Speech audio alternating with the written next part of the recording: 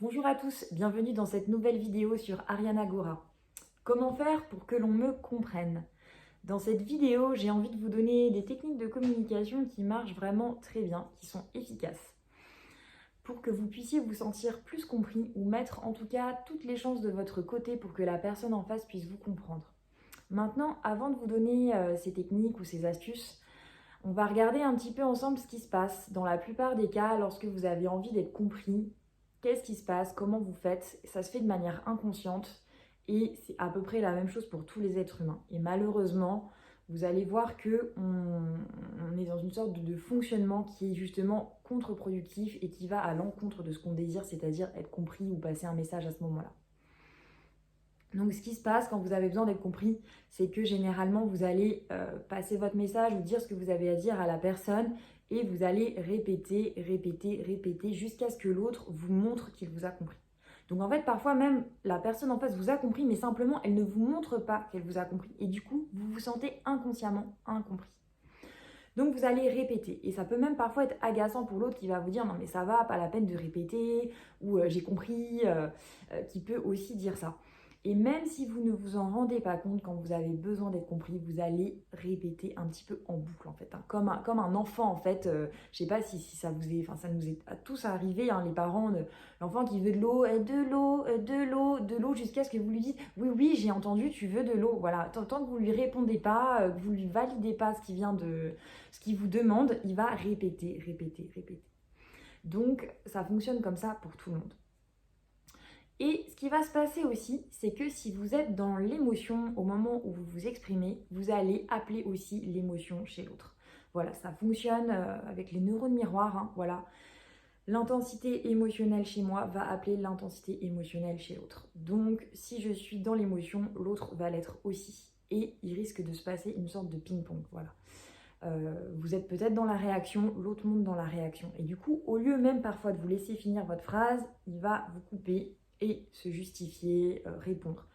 Parfois, ça peut se faire d'une manière, j'ai envie de dire, assez intense dès le début, où les émotions sont assez hautes, hein, s'il y a beaucoup de colère.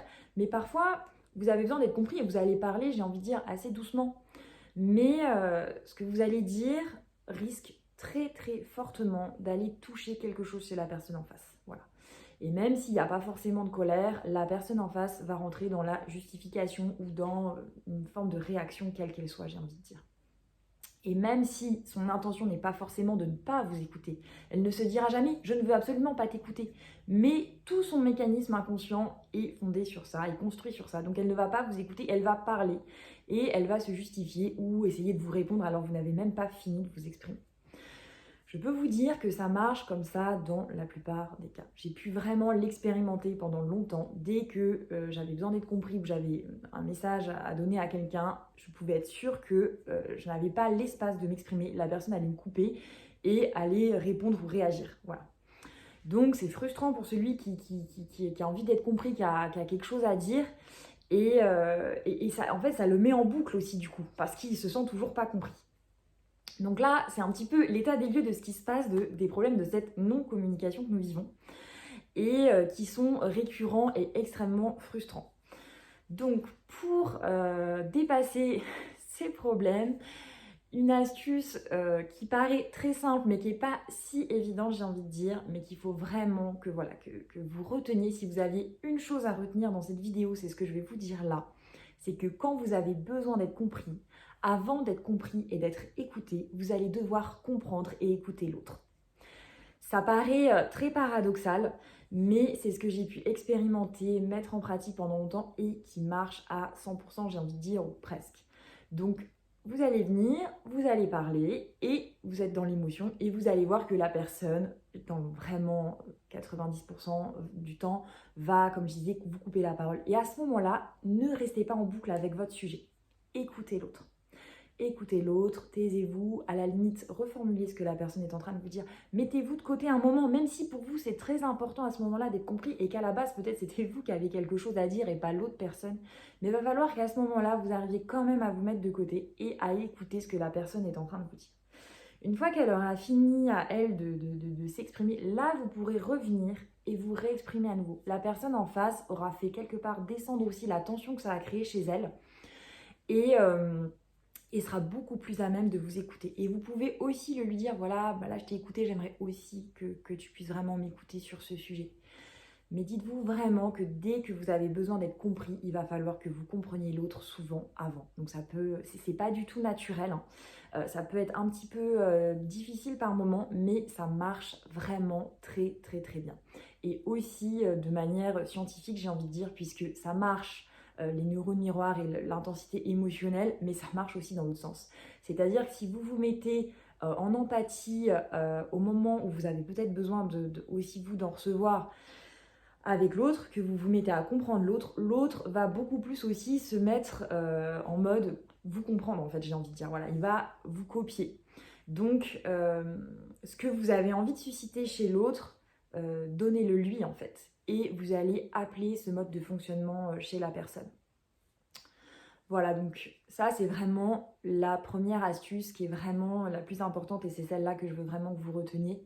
Et ensuite, une chose qui peut être importante, qui n'est pas forcément une astuce, mais qui peut vous permettre d'avancer quand même dans cette problématique, ça va être celle de comprendre que même si vous avez le sentiment que l'autre ne vous comprend pas, si vous avez quand même eu le temps de lui exprimer tout ce que vous ressentiez ou tout ce qui se passe, la personne peut quand même vous avoir compris, même si elle ne vous le montre pas.